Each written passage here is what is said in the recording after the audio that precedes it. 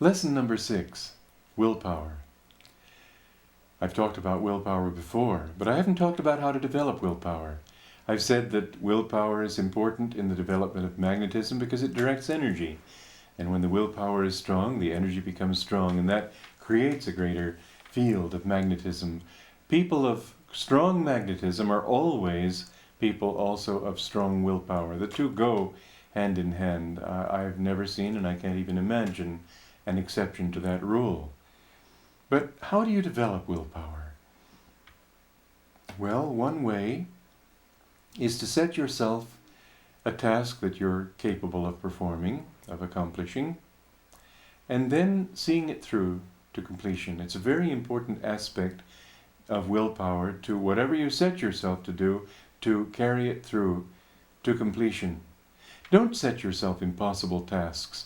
Set yourself realistic tasks. You can also have as sort of an added bonus the impossible behind it that you keep working toward. But if you had only that, it would be very discouraging, always to reach and never to grasp.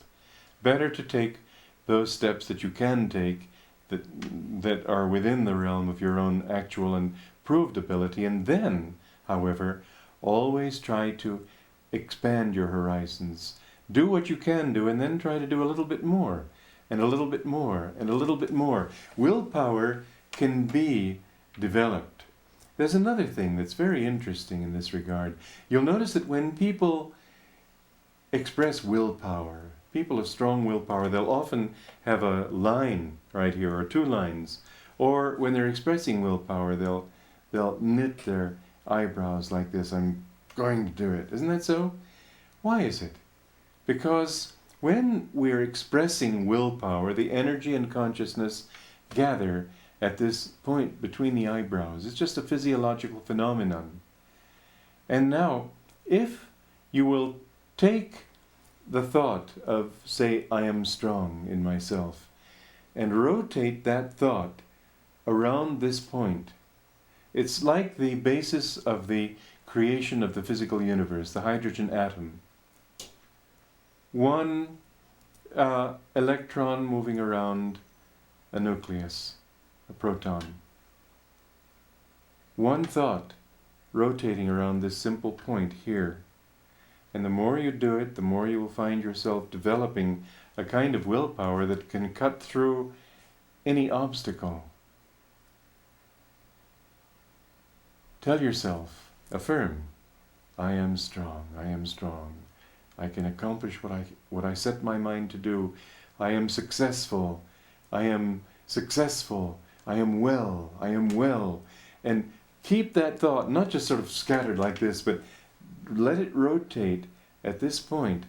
You can look up to help affirm that thought at that point. I am strong in myself, I am strong in myself. And you'll find that that thought rotating will develop an enormous power of will in your own consciousness. Again then, back to the first point, whatever you set yourself to do, do.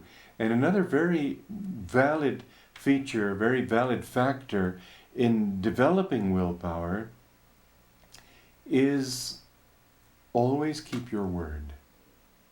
When you say you're going to do something, do it. Never speak idly.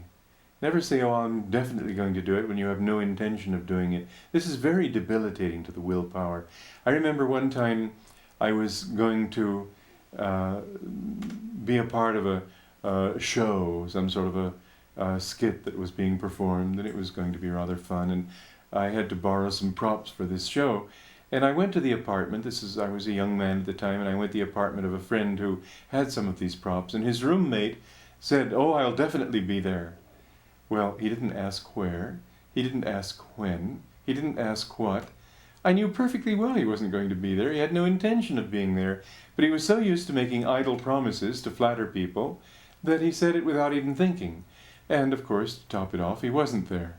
But the thing is that when you say you're going to do something, then even if it's inconvenient, do it. Learn to be a man of your word, and you'll find that then your word, your speech, your actions will become all of a flow, and in that flow you will develop magnetism. Be true to your word. Be true to the expectations you've aroused in others. Don't let others down, and you'll find that they won't let you down. Be true to them, they'll be true to you.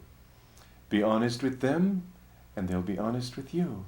Basically speaking, the kind of energy that we put out into the world and to others is the kind of energy that the world and that others give back to us. So always tell yourself again, I will, I can. Never allow that thought to enter your mind, I can't. It's a paralyzing thought. It's almost like sort of a mental bacteria. Always believe that you can do anything. Some people, I remember one time I was trying to write a story, and I was trying to use comic exaggeration, and somehow perhaps the person who was editing it felt that I'd fallen rather flat. Perhaps I had. But I'll never forget when I explained I was trying to write comic exaggeration, that she said, "Oh, comic exaggeration, that's the most difficult form of writing." Well, she thought that was a way of saying, well, you shouldn't try that. To me, that was a way of saying, well, then I should definitely try that. If it's difficult, it's a challenge. And if it's a challenge, I can gain in the process of trying to develop that. So don't be afraid of challenges, but welcome them. Don't be afraid of difficulties, but see them as opportunities. There are no such things as obstacles. There are only opportunities if you take them in the right spirit. I've always remembered when William the Conqueror landed on the English soil before the Battle of Hastings. And the first thing he did, stepping onto the shore, was fall flat on his knees and hands in the sand. And there was this gasp that went up from his army. All those who saw him thought this was a very bad omen, an omen of failure. And William had this kind of willpower that led to success. And he stood up, his both hands full of sand and soil, and he said, "I'm so determined to capture this country that I have taken it with both my hands." And this cheer went up from the army, and they went on to, in fact, as history tells us, win the Battle of Hastings.